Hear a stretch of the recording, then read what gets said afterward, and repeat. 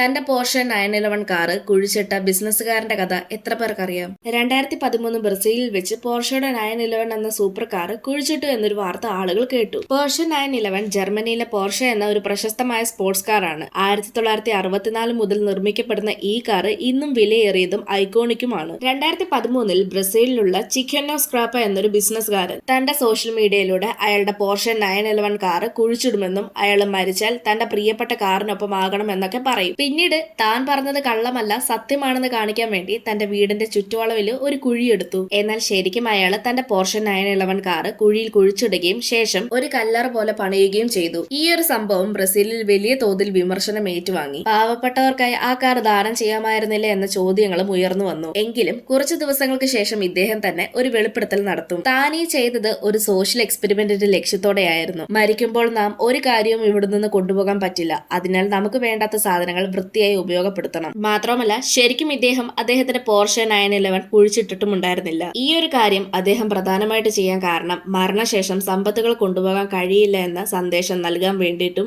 നമുക്ക് ഉപയോഗമില്ലാത്തതോ അല്ലെങ്കിൽ വേണ്ടാത്ത വസ്തുക്കളോ സാധനങ്ങളോ മറ്റുള്ളവർക്ക് കൊടുത്ത് സഹായിക്കുക എന്നത് കാണിക്കാൻ വേണ്ടിയിട്ട് കൂടിയായിരുന്നു. ഇത്തരത്തിലുള്ള സോഷ്യൽ എക്സ്പെരിമെന്റിനോട് നിങ്ങളുടെ അഭിപ്രായം എന്താണെന്ന് കമന്റ് ചെയ്യ്. ഇതുപോലെയുള്ള കൂടുതൽ വീഡിയോസ് കാണാനായി ചാനൽ സബ്സ്ക്രൈബ് ചെയ്യാനും ഇൻസ്റ്റഗ്രാമിൽ ഫോളോ ചെയ്യാനും മറക്കല്ല്.